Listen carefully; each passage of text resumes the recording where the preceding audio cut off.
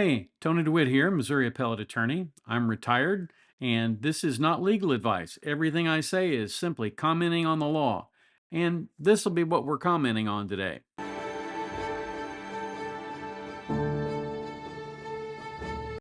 Now, before I get going on this particular case, I want to say something up front.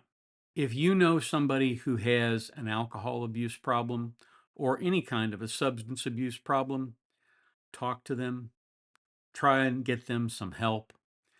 Substance abuse causes more problems in marriages, in the raising of children, and certainly in the professional world than most people ever think about.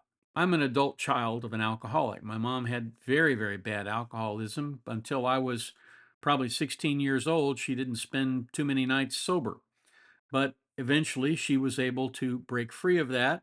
She said a novena to St. Jude and was able to experience coming clean from that and stayed off alcohol, never touched another drop. So it doesn't matter whether you use Alcoholics Anonymous or some other method to get help. You definitely need to get help, or they need to get help if it's somebody that you love.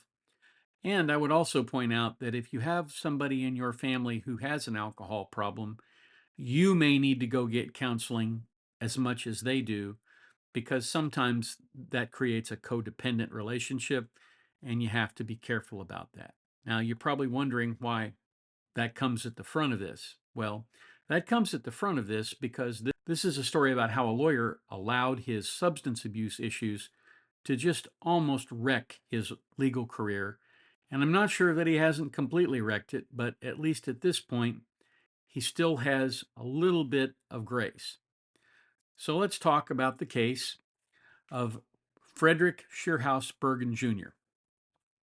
Now, this is a public reprimand by the South Carolina State Supreme Court. In this disciplinary matter, respondent and the office have entered into an agreement for discipline by consent. We accept the agreement and we issue a public reprimand. Now, a public reprimand is not insignificant. It's more of a bad dog, no biscuit kind of thing than it is a serious kind of sanction, because it doesn't impact your ability to earn a living. But I'm wondering if this is not an overly lenient disposition. The court conditionally admitted respondent to the practice of law on July 7, 2021. The admission was conditioned upon respondent successfully completing 2-year monitoring with the Lawyers Helping Lawyers. One of the things that the legal profession does, and I believe the medical profession does this too, in the legal profession we have a group of lawyers who have suffered through substance abuse and who have tried very hard to use what they learned in dealing with their substance abuse issues to help others with their substance abuse issues. And it's called Lawyers Helping Lawyers. And that comes up in this case.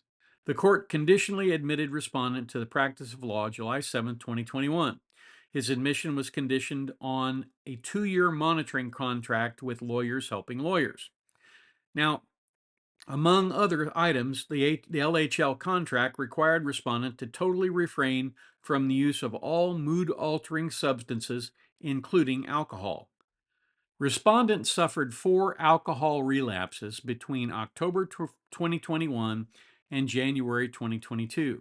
In October of 2021 and October 31, he consumed alcohol. On November 13th, he was involved in a 1-car accident where he was the only occupant.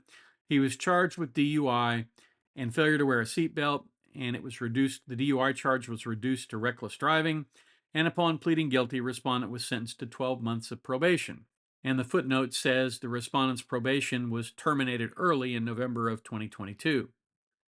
And then in January 2022, respondent was involved in another 1-car accident in Georgia, in which he again was the only occupant, and he was charged with DUI. And the DUI charge was again reduced to reckless driving, and the respondent pled no contest and was sentenced to 12 months of probation. Respondent had complied with all probation requirements, and his probation terminated early in April of 2024. So as you can see, he is not complying with the terms of his LHL contract. And his admission was conditional.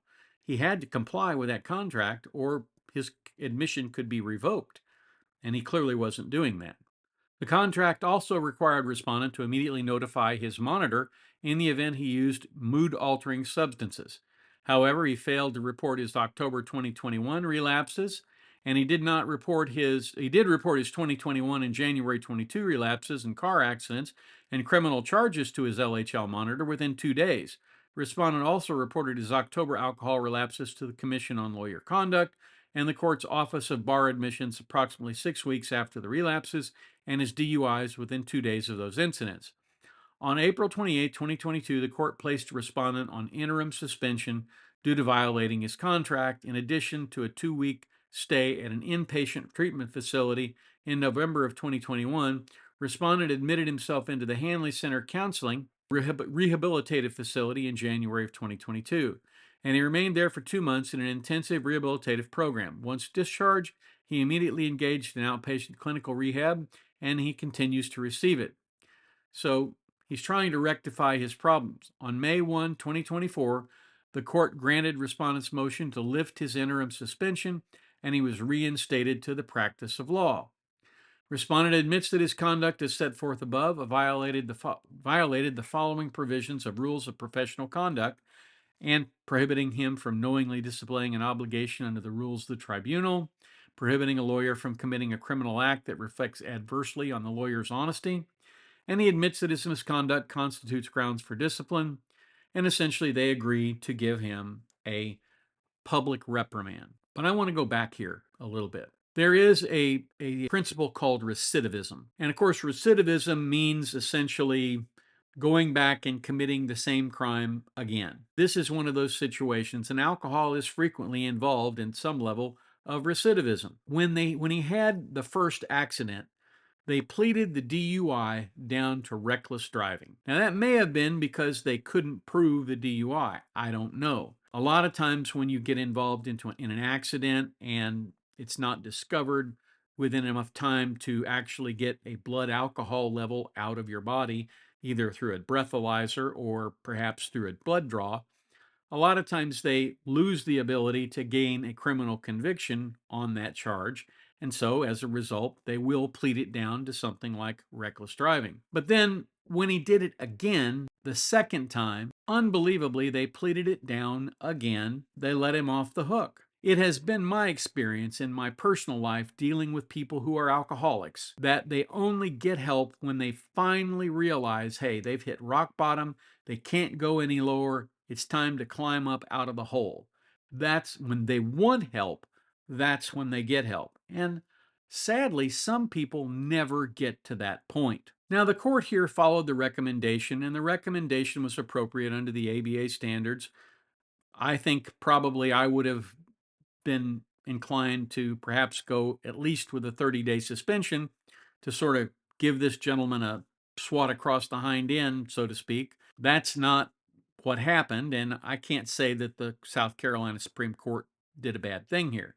I think they were trying to think the best of their lawyer as opposed to thinking the worst. But it is my fond hope and prayer that he is able to overcome this addictive process, because so many people fail at it. And one of the reasons that they fail at it is because lawyers have very stressful jobs. In addition to having to worry about paying the office overhead, paying their clerks and their paralegals and all of that, they also have to worry about making a decent living and doing a good job for their clients. And as a result, they have an awful lot of stress. Several years ago, one of the people that I kept in the highest esteem wound up dying from a heart attack. And one of the reasons that he died from this heart attack, that he had this massive myocardial infarction, is because he was under investigation by the bar, and likely he had done something that he shouldn't have done. That's one of those things I think that a lot of people don't realize. It is a very stressful line of work. But if you can't do it without resorting to alcohol, then maybe you should be doing something else. You know, in my lifetime, I have been able to reinvent myself a number of times. I went from being a intelligence analyst in the Air Force to being a combat medic in the Army to becoming a respiratory therapist. I did that for 13 years. Then I went to law school and I practiced law for 31 years. And I'm still eligible to practice law, although I am retired. And I now volunteer at a pediatric clinic teaching something called interactive metronome. Let me know if you're interested in hearing about it. It's a treatment for autism. I do these things because I want to keep contributing and doing good things for good people. I think sometimes people get so wrapped up in the identity of being a lawyer that they forget that there is a whole big wide world out there for people to explore, and you don't have to stay a lawyer if you don't want to.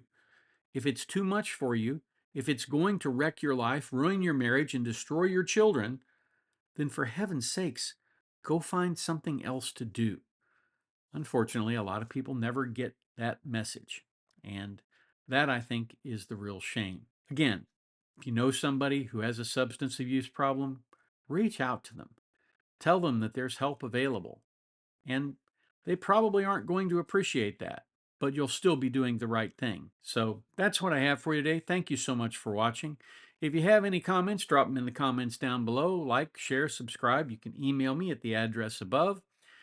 And if you have the opportunity today, just go out of your way, do something kind for someone.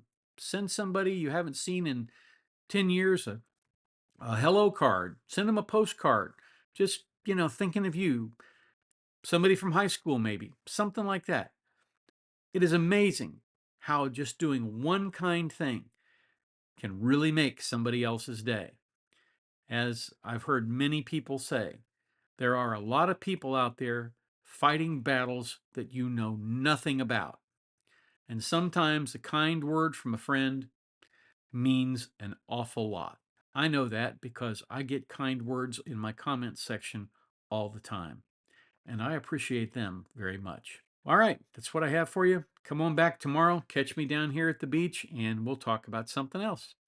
I shouldn't have to say this, but you don't seek legal advice from a guy down at the beach. You seek it from a lawyer in a lawyer's office, where there are people running around in suits and secretaries and all kinds of other people.